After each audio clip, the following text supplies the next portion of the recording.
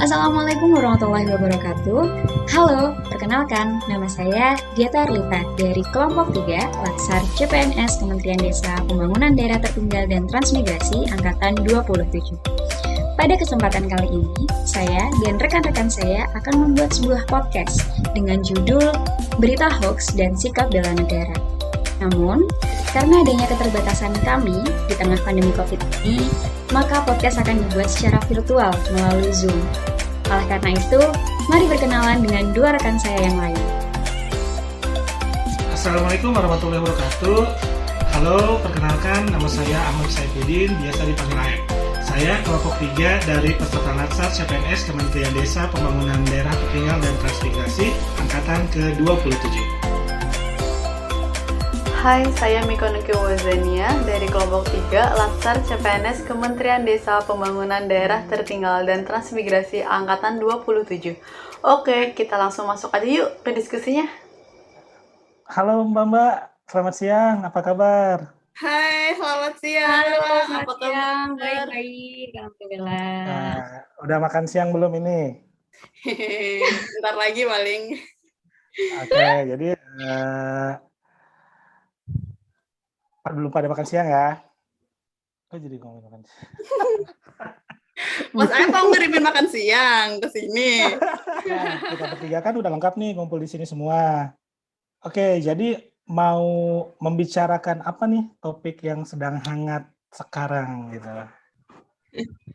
Iya nih Mas Aib, jadi podcast kali ini nih kita akan bahas tentang topik yang sedang hangat di masyarakat, itu tentang vaksinasi COVID-19. Jadi vaksinasi COVID-19 ini bisa dibilang saat ini tuh menjadi isu strategis karena kenyataannya nih di lapangan eh, berita tentang vaksinasi COVID-19 itu masih banyak banget yang merupakan berita hoax. Dan itu memunculkan rasa takut dan keraguan di masyarakat. Itu kenapa kita harus nih bahas tentang ini. Iya loh, aku setuju banget nih sama Mbak Dita, karena memang berita hoax vaksinasi COVID-19 ini emang iya jadi isu strategis di Indonesia gitu. Kalau misalkan nih kita coba analisis pakai teknik analisis tepisan isu, itu tuh semuanya tuh udah masuk ke kriterianya. Kayak misalkan nih kriteria aktual berita hoax vaksinasi COVID-19 ini kan emang lagi hangat diperbincangkan di masyarakat Indonesia. Kemudian kriteria kehalayakan bahwa berita vaksinasi COVID-19 yang hoax ini itu memang menyangkut hajat hidup orang banyak. Kemudian kriteria problematik bahwa berita ini itu ada dimensi masalahnya sehingga harus dicari solusinya. Kemudian kriteria kelayakan bahwa berita ini itu relevan, realistis dan bisa loh dicari pemecahan masalahnya gitu teman-teman.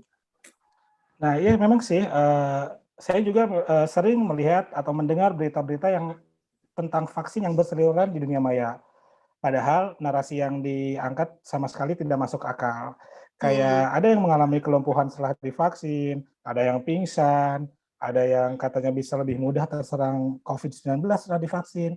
Nah, berita-berita yang gak jelas kayak gitu kan akhirnya hanya akan menjadi hoax gitu. Ya, betul banget Mas Aep. Ternyata nggak aku sendiri yang baca banyak banget berita hoax tentang vaksin. Kalau Mika sendiri apa aja sih yang udah pernah berseliweran nih di sosmed Mika misal apa aja? Ada nih, aku coba share screen dulu ya. Berita-berita yang aku temukan. Ini aku nyarinya dari sumber yang terpercaya teman-teman dari kominfo.go.id.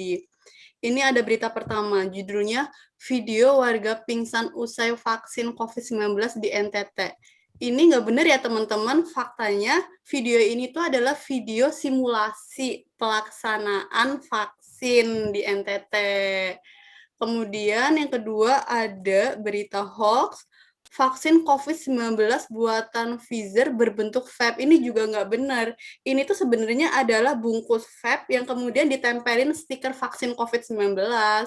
Kemudian ada lagi nih, lebih mudah terinfeksi COVID-19 setelah divaksin. Ini juga hoax teman-teman, ini nggak benar karena justru kalau setelah divaksin itu antibodi kita terbentuk, dan kalau misalkan nih antibodi kita tidak terbentuk, resiko terinfeksinya itu sama seperti kita sebelum divaksin gitu.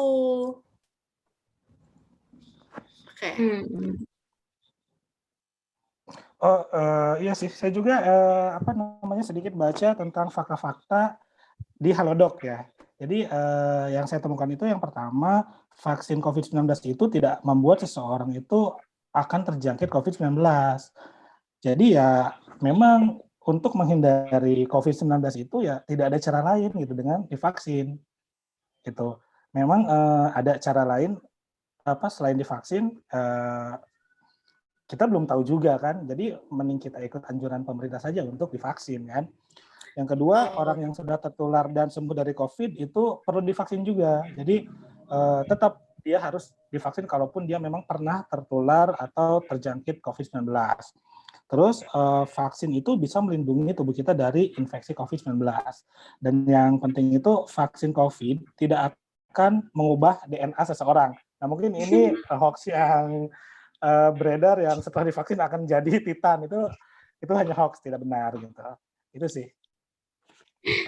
Oke. Ternyata ya semua dari kita pasti pernah ya membaca berita-berita hoax tentang vaksinasi itu sendiri. Betul. Terus kalau menurut teman-teman nih ya, dari sekian banyak nih berita hoax yang udah berseliweran, gimana sih pendapat pribadi kalian tentang pro kontra vaksinasi itu sendiri? Dari aku dulu nih ya Mbak ya. Kalau misalkan dari saya pribadi sih, kalau saya melihat keseriusan pemerintah dan kehati-hatian para pihak terkait dalam melakukan uji klinis vaksin COVID-19 ini, aku seneng banget bahwa sudah ada vaksin COVID-19 di Indonesia, karena banyak gitu manfaat yang bisa kita rasakan, apalagi COVID-19 ini sudah menjadi pandemi gitu yang bisa menyerang seluruh masyarakat di dunia ini kayak gitu, di seluruh dunia gitu. Nah, kalau menurut saya dengan kita mendukung vaksin itu berarti sejalan loh dengan nilai-nilai bela negara.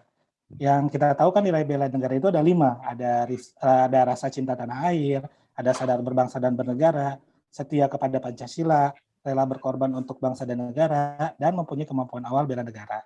Jadi sebenarnya mensukseskan vaksinasi itu merupakan salah satu bentuk tindakan bela negara juga versi saat ini gitu. Oke, dan yang terpenting sebenarnya salah satunya juga menyebarkan berita hoax itu bukan cerminan dari bela negara juga. Oleh karena itu, semua dari kita ketika dapat informasi harus memilih dan memilah dengan benar, sehingga kita bisa menyebarkan nih berita-berita yang benar, berita yang positif, jadi tidak menimbulkan keresahan di masyarakat, gitu.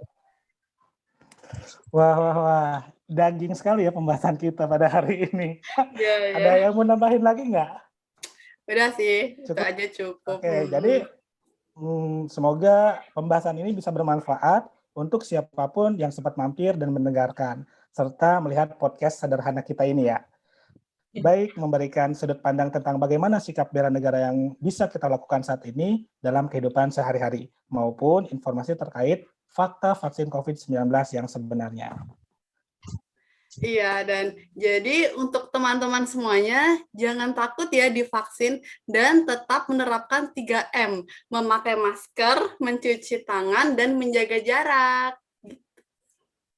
Dan mari bersama-sama kita sukseskan program pemerintah yakni vaksinasi COVID-19 sebagai wujud bela negara kita sebagai warga negara yang baik. Kalau kami saja yakin, kenapa kalian masih ragu? Sampai jumpa. Sampai jumpa.